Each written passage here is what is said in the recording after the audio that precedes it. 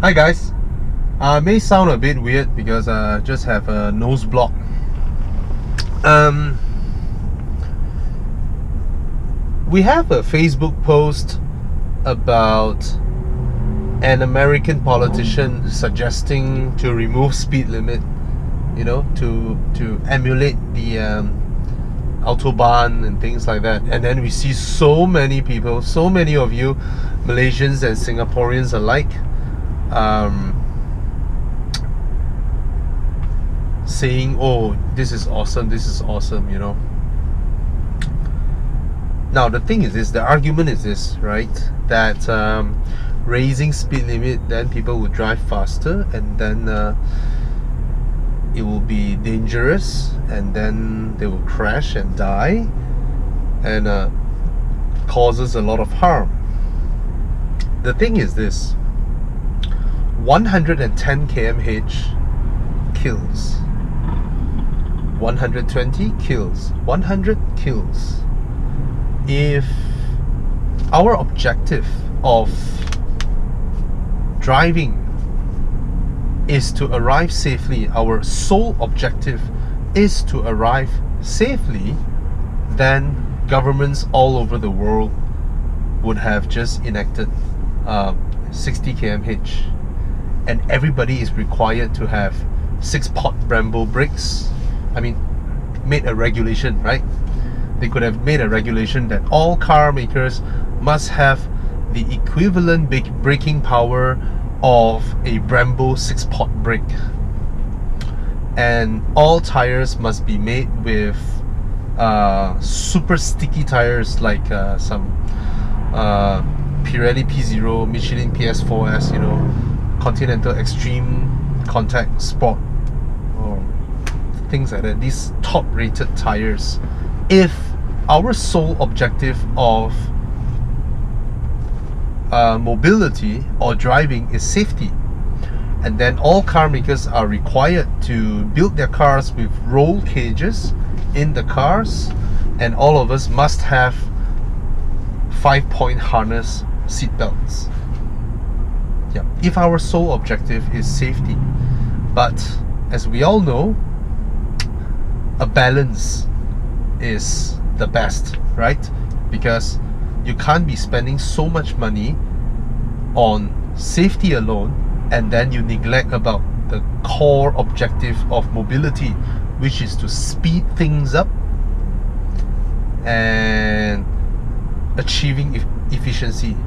So our cars, a lot of cars, all the cars out there, very few are actually, you know, super duper safe. What do I mean by super duper safe? I mean, if you look at a rally car, right, they have all the heavy duty metal bars and all that. Or let's say a tank. Yep, a tank. If everybody is driving a tank, we will be super duper safe. Or if all of us are on golf carts, right? If all of us are on golf carts, we can't travel fast. We'll be traveling like 8-10 kilometers per hour. That's very safe. No one will get killed from a crash, but we also do not get mobility, or the speed of mobility, the efficiency that you gain from mobility. So everything has its pros and cons, and we always strike a balance. So coming back to the speed limit, if you ask me, am I pro removing speed limit? Yes, I am. Why? Because every person or every living organism has this innate capability to judge risk and danger, right? Let's say if you're standing on top of my car, okay, this is a cabriolet, you may be standing another car with similar height. When you stand on top, you look down and you know for yourself that you can make the jump down and you'll be safe. Of course, there are dumbasses out there who Some people might just break their legs from walking down a flight of stairs. Anyway, let's rule those anomalies out, right?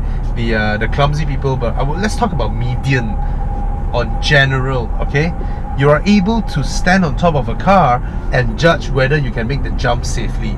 All right, you may be able to jump down from a Vios, and you're like, okay, that's fine. But some people, you put them onto a CRV. Let's not say people who are super athletic, okay, like a Jordan or a parkour, you know. Some people, if you put them on top of a CRV or a Hilux, that mode kicks in. It's like, no, this is gonna be dangerous. So that what would that person do? He will first sit on the roof, then only come down, right? It's not from fear. It is actually from the ability to judge whether I will end up in hospital or not. Okay, of course there are YouTube videos of, you know, people are awesome or fail army and things like that. Right, again, those are anomalies. Those are the special ones. Okay, so what I'm trying to say is this: if I give you a bicycle, now all of us were riding bicycles when we were kids, right? We have rolled down slopes before, right? And judging on the width of the slope, the things that are surrounding us, we tend to know when to start controlling our speeds, right? There comes a speed as we were rolling downhill, we start to realize that this is getting dangerous. Let's have a bit of control. Okay, a more manageable speed based on the environment. Why do I say based on the environment? If it is a grass slope, right, or we're in the sand dunes of Dubai, we would have known, even if we fall down, it's just gonna be a soft landing, right? It will be snow or sand or grass or mud, right? We have the ability to judge that. Even babies, 2-year-old babies, when they start walking, they love jumping down from sofas. If it is a cement floor, they won't do the jump. But if it is the carpet with some pillows, right, you get what I'm trying to say here. So I've been to roads that are really narrow, but it was given an incorrect speed limit. Okay, I've been through roads around Cameron Highlands area. I remember this. It's a very narrow road, a lot of twists and turns, very much like Ulu Yam roads, or maybe tighter. And the speed limit is 90 km/h. It's hilarious because at 70 or 60 or 70, your tires are screeching, but the speed limit is 90.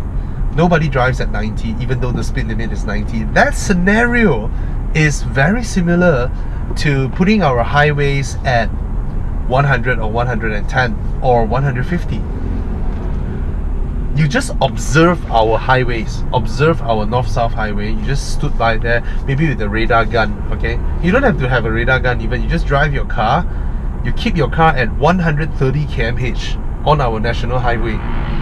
You will notice that 130 or 140 km/h is sort of like the median speed on our highways. Yes, everybody is driving at 120, 130. Why? There's no need to answer why, because 110 happened a long time ago. 110 speed limit already exists in a time when a 3-liter Mercedes-Benz or BMW makes about 180, 190 horsepower or 200, thereabouts. Alright, but we're living in an era where a 1.2 liter Polo can blast down the highway at 200 km/h in complete, absolute stability, safe. What I mean is, a modern car can travel at 200 km/h way safer than a car from just 30 years ago traveling 110 km/h on our national highway. Alright, so first thing, we already ruled out the capability or the lack of capability of our modern cars to whether they can do or sustain a stable and safe speed at more than 110 km/h. That is without a doubt, without question already, right? Peroda no longer sells the Kancil, right? Their smallest car now is the Axia. I tell you, the Axia, they can go 130, 140, relatively alright, no problem, okay? It may be a little bit floaty, but it's fine. All of them have body kits, right? And sport rims. Anyway, so we already ruled out the mechanical incapabilities or lack of thereof, so they are fine. All our modern cars, they are relatively okay, traveling at 120, 130 or 140. It's okay. We already made the conclusion that most of us normal people have the ability to judge whether we're going too fast or not based on the situation, right? The reason why everybody is driving 120, 130 on our north-south highway is because it's extremely wide, right? But when you put the same person who travels 130 at National Highway, you put him at Old Klang Road, right, with a row of shops next to you, it's very tight, he will not travel 130. His own ability to judge risk would dictate him to go about 60, 70 km/h. He already felt it's very fast. All of us do that, right? So I'm trying to have a mature argument here, okay? So don't bring in weird anomalies and then try to win your argument, because I assume all of us are adults, we're all mature, we're talking about logic, alright?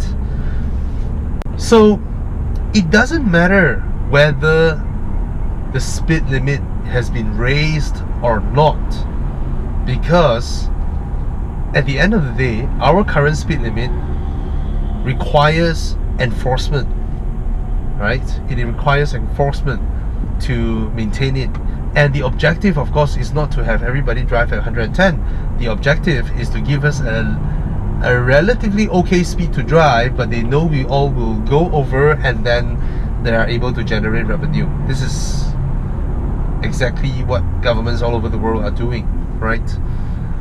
But let me tell you this thing. There is a certain speed that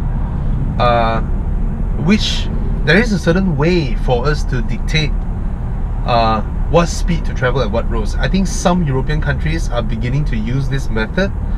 Basically, in their quest to slowly revise speed limits, they go to certain roads and they pick up the median speed, you know, the speed that most cars are traveling in safely, and they judge that, okay, that should be the speed around that road, because it's logical.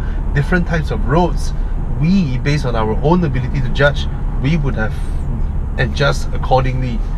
So I am a supporter of removing speed limits, yeah, apart from certain areas whereby the roads are alright, but due to certain needs, maybe there's a school there, there's a hospital or whatever, then you may need to control your speed because the distance of braking is not the same at different speeds. We've done this before. For those who have came to our car safety workshop, you all would have known or learned this, that if you travel at 30 km/h, the distance to stop, let's say, is about 3 meters, but 60 km/h is not 6 meters.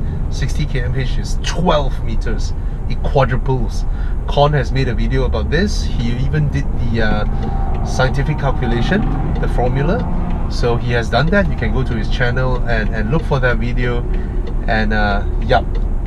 So what are your thoughts? Do you agree that 110 km/h in this era, year 2019, is ridiculously slow given the kind of power, the kind of stability our cars have, and the kind of capabilities our cars have, and the wonderful highways that were built for our roads? Alright, so yeah, I urge the ministers to do this research and find a road that is not very not a lot of traffic. That means that there's not much of a difference between peak hour traffic and non-peak hour traffic. Find a road that is somewhat like that, maybe 2-lane, not a highway, okay, that used to be maybe 60 km/h limit or 50 km/h limit, okay.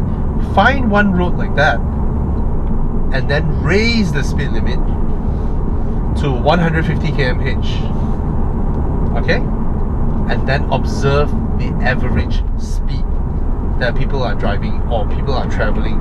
Don't go and find a road that is absolutely straight, because that will be pointless, right? Find a road that has some curves in it, some bends in it, not too wide a road, and observe Malaysian drivers' response, because I reckon we are pretty alright in driving. We're pretty responsible in driving, and generally speaking, even though a lot of Malaysians like to say that Malaysian drivers are shit, actually we're not.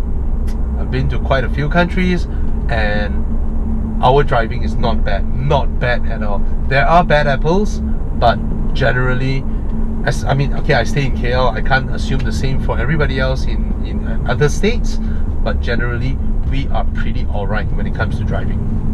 Alright, so ministers, do that research, find one road, raise the speed limit significantly, and then observe. Yeah. If you are willing to tender out the project, I'll take it up because it's my idea. I'll give you the reports. Cheers.